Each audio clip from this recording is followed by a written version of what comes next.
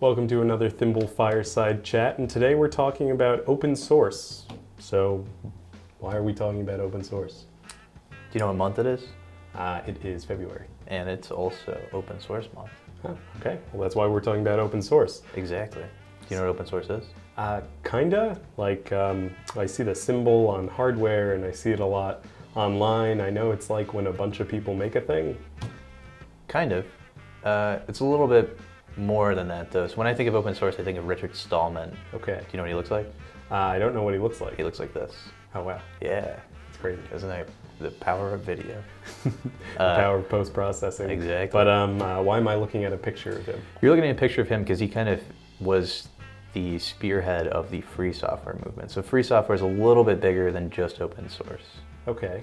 So Richard Stallman thinks that there's an ethical, moral, and philosophical argument for why we want free software. Well, I know I want free software. Do you know what free software is? Like, what do you think of when you think of free software? Free software is I don't want to pay the hundreds of dollars for Microsoft Office, so I actually use a program called LibreOffice. That's a really good example because LibreOffice is actually open source and free software. Okay, well then that's it. We've cracked the code. But sometimes when I think of free software, I think of like WinRAR, like freeware, right? Where you don't have to pay for it, but they still want you to pay for it. Yeah. Real free software is not just free as in like free candy, it's free as in freedom. Uh-huh. Yeah, so that kind of goes back to Richard Stallman's argument. So if I were a software programmer, which I am, and I made a piece of software that is like a painting tool, and I gave it to you, but everything you drew in it ends up looking like a picture of me, what would you do to be able to draw your own pictures? I would get another program. Cool, and that's like one good solution for that. But let's say for some reason that you had to use my program. Like the government mandates that you use my program. Oh geez, I guess I'd try to change it. How would you do that? I don't know, Dave. So, did you release your code? No, but if I did, Mm-hmm. then you'd be able to change it and you'd be able to use it like you want. I'd be able to make it better. Yeah, Well, to some people. in theory. Maybe you make it worse, but Yeah. you'd be able to modify it and see how it works. So like one thing you could check and make sure I didn't put any spyware in it. Oh yeah, that's really important. Like if I could see exactly how your program worked, I would know that it's not doing anything malicious. Yeah, and also if like you could use my software to send money to people, you could make sure that it's not like stealing from you or leaking your information or something like that. That's kind of an important feature Yeah. when I send money to people. Sure.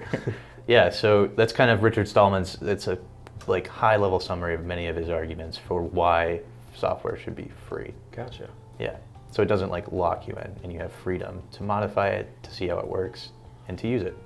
Nice. Yeah, Well, he sounds like a pretty good dude. he's pretty smart. Yeah. So I know you've been talking about like software a lot, but there's a little symbol, looks like this, Yeah, and it's on a bunch of hardware, yeah. and it means open source hardware. So all of Thimble's stuff is open source, not just the software, but also the hardware. What a coincidence. Isn't that crazy? Yeah. So like this thing here being open source, what does that actually mean? So we release all of the schematics and all of the code and all of the work basically that goes into that, and we just kind of put it out there for people. So some people use those schematics and they look at it and they say, oh, okay, so that's, demystifying what's actually going on. Some people can take those schematics and make their own, make it better. This thing only has, I think, 10 buttons. Maybe somebody wants more buttons. They could use our schematics, use our project files, and make it better. So since it's open source, I can see it and I can modify it and I can just see how it works. Yeah, for sure. Cool. We've had people change our open source code and put that on the forums. So I know that some people wrote some new animations for the LED cube, and I think that's pretty cool because the community likes it too. Really cool. Cool. So if I wanted to learn more about open source software, where would I go? Well, you could definitely go to opensource.com, but I think you're thinking of somewhere else. Yeah, I had that was a loaded question. So the first website I would go to is GNU.org. It's the GNU Foundation, GNU.org. That's a foundation started by Richard Stallman. They maintain the GNU license, which is a very frequently used open source free software license. There's also Thingiverse. Have you heard of that? I have. Sometimes I'll need a 3D printed part like a knob or something, and I check Thingiverse if it's there first, because they have like a huge library of 3D printable stuff. Not only 3D printed stuff, they also have 2D printed stuff. That's crazy. Laser cut stuff. Is there anything in particular that you're thinking of? There's a few projects I'm thinking of made by Thimble, and you can check those out and modify the designs and laser cut your own parts. It's pretty cool. There's also github.com, which is a website you can go to see a ton of open source hardware and software projects. Yeah, I know we use something in the office called GitLab.